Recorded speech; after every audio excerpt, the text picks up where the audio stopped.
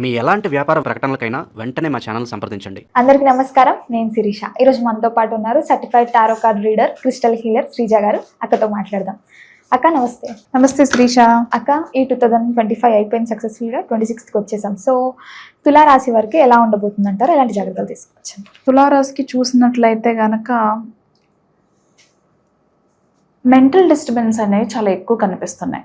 అంటే ఇప్పుడు ఈ మెంటల్ డిస్టర్బెన్స్ కూడా దేనికి అనుకుంటే డబ్బు కంటే కూడా రిలేషన్షిప్ ప్రాబ్లమ్స్ వల్లనే కొంచెం మెంటల్గా స్టేబుల్గా లేకపోవడం, ఓవర్ థింకింగ్ చేయడం, టైంకి నిద్రపోకపోవడం, సరిగ్గా తినకపోవడం, ఎక్కడున్నా సరే అదే విషయం గురించి ఆలోచించడం.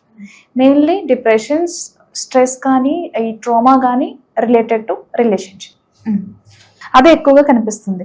ఈ రిలేషన్షిప్లో కూడా మెయిన్లీ ఏంటంటే థర్డ్ పర్సన్ ఇన్వాల్వ్, అంటే భార్యాభర్తలు ఇద్దరి మధ్యలో కూడా, కపుల్స్ ఇద్దరి మధ్యలో కూడా out of person, third person involvement వల్ల, అంటే ఇవ్వాల్సిన ఇంపార్టెన్స్, ప్రయారిటీ భార్య కంటే భర్త కంటే కూడా థర్డ్ పర్సన్కి ఎక్కువగా ఇస్తూ ఉండటం వల్ల, ఆర్ వేరే వ్యక్తిగా వేరే పర్సన్స్తో ఎక్కువ చనువుగా ఉండటం వల్ల కావచ్చు, వాళ్ళకి ఎక్కువ టైం ఇవ్వటం, ప్రయారిటీ ఇవ్వటం, అన్ని ఇలాంటి విషయాలు, ఈ విషయాల మీద వీళ్ళకి ఎక్కువ డిస్టర్బెన్సెస్ వచ్చే ఛాన్స్ ఉంది.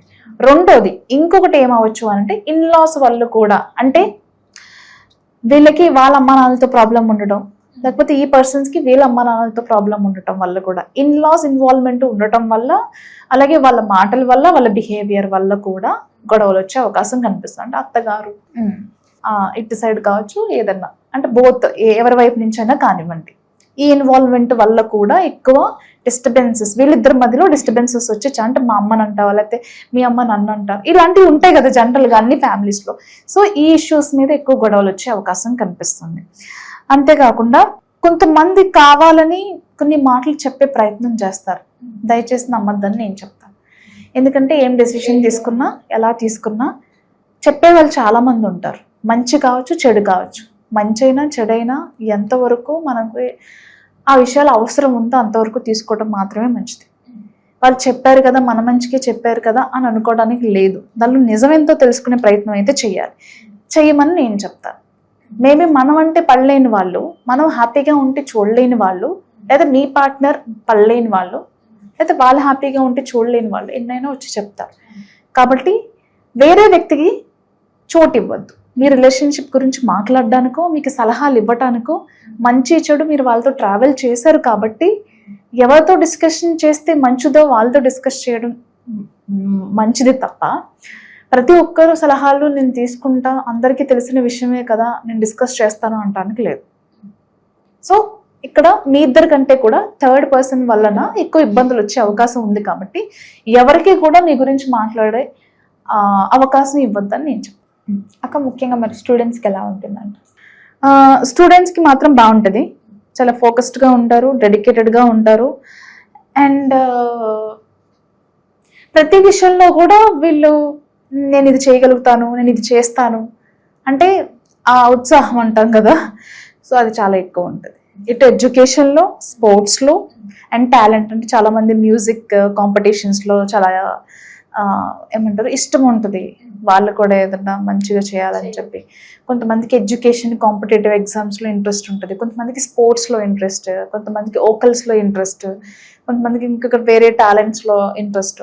సో అలా ప్రతి దాంట్లోని కూడా వీళ్ళకున్న టాలెంట్ ఏదైతే ఉందో అది చూపించుకోగలుగుతారు. ఒక ఎడ్యుకేషన్ అనే కాకుండా మిగతా విషయాల్లో కూడా వీళ్ళు అన్నిటిలో ముందుండడానికి ప్రయత్నం చేస్తారు. చాలా మెచ్చుకోవాల్సిన విషయం. అక్క, ముఖ్యంగా మరి జాబ్ పరంగా చూసుకుంటే జాబ్ చేసే వాళ్ళకి ఎలా ఉంటుంది?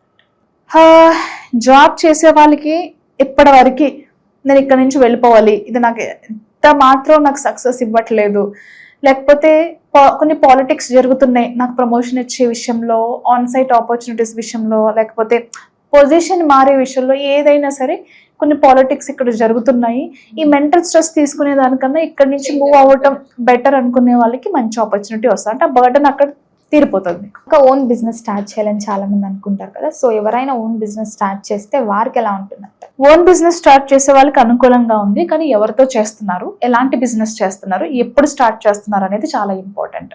ఎవరినంటే వాళ్ళని నమ్మటానికి లేదు. బిజినెస్ ప్రపోజల్తో నీ దగ్గరికి వస్తారు, నా దగ్గరికి వస్తారు, చాలా మంది వస్తారు. కానీ ఆ పర్సన్కి లేకపోతే మీకు ఆ బిజినెస్ ఏదైతే ఉందో దాని మీద నాలెడ్జ్ ఎంతవరకు ఉంది, మనం చేయగలుగుతామా లేదా, మార్కెట్లో దాని డిమాండ్ ఏంటి, ఇవన్నీ కూడా చాలా ఇంపార్టెంట్. అక్క ముఖ్యంగా మరి మ్యారేజెస్కి వస్తే వివాహం అయ్యే ఛాన్సెస్ ఉన్నాయంటారా? కన్ఫ్యూజన్లో ఉంటారు ఎక్కువ. అంటే డెసిషన్ తీసేసుకున్న తర్వాత కూడా ఈ పర్సన్ కరెక్టా కాదా అనే విషయంలో చాలా కన్ఫ్యూజన్ అవుతూ ఉంటారు. యాక్చువల్గా తీసుకున్న తర్వాత కూడా నేను తీసుకున్న డెసిషన్ కరెక్టా కాదా, ఈ పర్సన్ నాకు కరెక్టా కాదా, రైట్ డెసిషన్ తీసుకున్నానా లేదా, ఏం కాంప్లికేషన్స్ ఉంటాయి, ఏం ఛాలెంజెస్ ఉంటాయి, ఇలాంటి విషయాల మీద కొంచెం ఎక్కువ ఆలోచిస్తారు. అంటే ఒక ఓవర్ థింకింగ్లో ఉంటారు. కొంతమంది ఏంటంటే నాకు వచ్చే బెనిఫిట్స్ ఏముంటాయి, తన శాలరీ నాకు ఇస్తుందా లేదా, ఇలా చాలా ఉంటాయి కదా. యాక్చువల్గా ఓవర్ థింకింగ్లో ఉంటారు. కొన్నిసార్లు మేబీ ఇప్పుడు నాకు ఇప్పుడే ఈ వయసులో అవసరమా, కొంచెం గ్యాప్ తీసుకుందాం, కొంచెం టైం తీసుకుందాం, ఈ పర్సన్ గురించి ఇంకా తెలుసుకుందాం, ఇలాంటి విషయాలు కొన్ని కన్ఫ్యూజన్స్ అనేవి ఉంటాయి. బట్ ఓవరాల్గా చూస్తే అరేంజ్డ్ మ్యారేజ్ కంటే కూడా లవ్ మ్యారేజ్లో ఉన్న వాళ్ళకి ఎక్కువ పాసిబిలిటీస్ ఉన్నాయి. అక్క ముఖ్యంగా ఎవరికైతే మ్యారేజ్ అయిన తర్వాత సంతానం కోసం చూస్తుంటారు కదా, సో వాళ్ళకి ఎలా ఉంటుందంటారు? అన్నెసరీ విషయాల మీద ఫోకస్ తగ్గించుకుని మీ మెంటల్ హెల్త్ మీద ఫోకస్ పెట్టుకుంటే బాగుంటుంది. ఈ ఫిలిం ఇండస్ట్రీలో ఉన్న వరకు ఎలా ఉంటుందంటారు? మరి బాగుంది, బట్ అవకాశం ఇప్పిస్తామని చెప్పి ఇదిగో అదిగో అని చెప్పి మోసం చేసే వాళ్ళు ఉంటారు ఎక్కువ మంది. అలాంటి వాళ్ళతో జాగ్రత్త. అది మెయిల్ కావచ్చు, ఫీమేల్ కావచ్చు, ఎవరైనా సరే. ఈవెన్ ఈ రాశికి సంబంధించిన వాళ్ళు కూడా మెయిల్ కావచ్చు, ఫీమేల్ కావచ్చు, ఎవరైనా సరే ఇలా మోసాలు చేసే వాళ్ళు ఉంటారు. అలాంటి మోసాలకి దూరంగా ఉండటం, అలాంటి వ్యక్తులుగా దూరంగా ఉండటం, మిమ్మల్ని మీరు ప్రొటెక్ట్ చేసుకోవడం కూడా చాలా ఇంపార్టెంట్. మనకు తెలుసు ఏమేమి జరుగుతాయి ఫిలిం ఇండస్ట్రీలో. సో ఆ డ్యామేజ్ మీకు జరగకుండా ఉండాలని అంటే ఏదైనా సరే మిమ్మల్ని మీరు ప్రొటెక్ట్ చేసుకోవడం చాలా ఇంపార్టెంట్. అవకాశాలు వస్తాయి, కానీ కొన్ని వచ్చినా కానీ వీళ్ళ వరకు రాకుండా వచ్చే అవకాశం ఉంటుంది.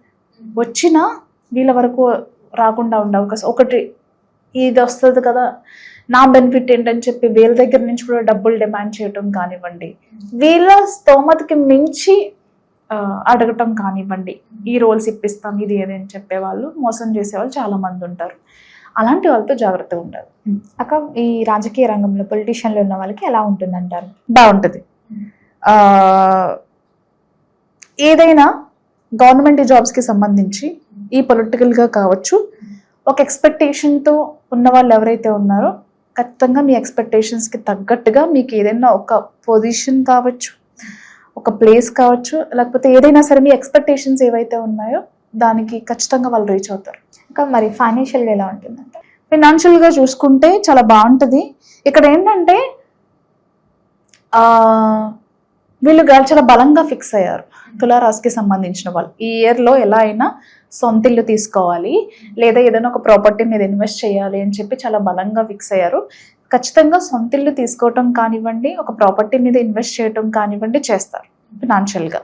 అంటే ఎక్కడైనా మనం ఊరికే అప్పులు ఇచ్చేదానికంట, వేరే ఇంకేదైనా చేసేదానికంటే కూడా మనం ఒక ఇన్వెస్ట్మెంట్ రూపంలో ఒకటి పెట్టుకుందామని చెప్పేసి ఒక ప్రాపర్టీ మీద కావచ్చు, హౌస్ మీద కావచ్చు వాళ్ళు ఇన్వెస్ట్ చేస్తారు. అక్క హెల్త్ పరంగా చూసుకుంటే ఎలా ఉంటుంది ఆరోగ్యం? హెల్త్ పరంగా అన్నెసెసరీ గొడవల్లో ఉండకుండా ఆ ట్రోమాని, ఆ స్ట్రెస్ని తగ్గించుకోగలిగితే ఓవరాల్గా బాగుంటారు. లేకపోతే బీపీ షుగర్లు పెరుగుతాయి.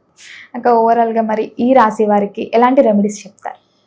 వీళ్ళకి రెమెడీస్ చెప్పాల్సి వస్తే కనుక దక్షిణామూర్తి ఆరాధన, గురువుకి సంబంధించినవి ఎక్కువ చేస్తూ ఉండాలి ఆరాధన. దత్తాత్రేయ, దక్షిణామూర్తికి సంబంధించి, అలాగే బాబాకి సంబంధించి, అలాగే మీ గురువు ఆరాధన కూడా. అంటే మనకి విద్య నేర్పిన వాళ్ళు చాలా ఇంపార్టెంట్. అది మన టీచర్సే కావచ్చు, లేకపోతే మీరు ఏమైనా స్పిరిచువల్ కోర్సెస్ చేసినా, లేకపోతే ఎవరైనా సరే వాళ్ళ సలహాలు తీసుకోవడం, వాళ్ళ బ్లెస్సింగ్స్ అనేవి చాలా ఇంపార్టెంట్.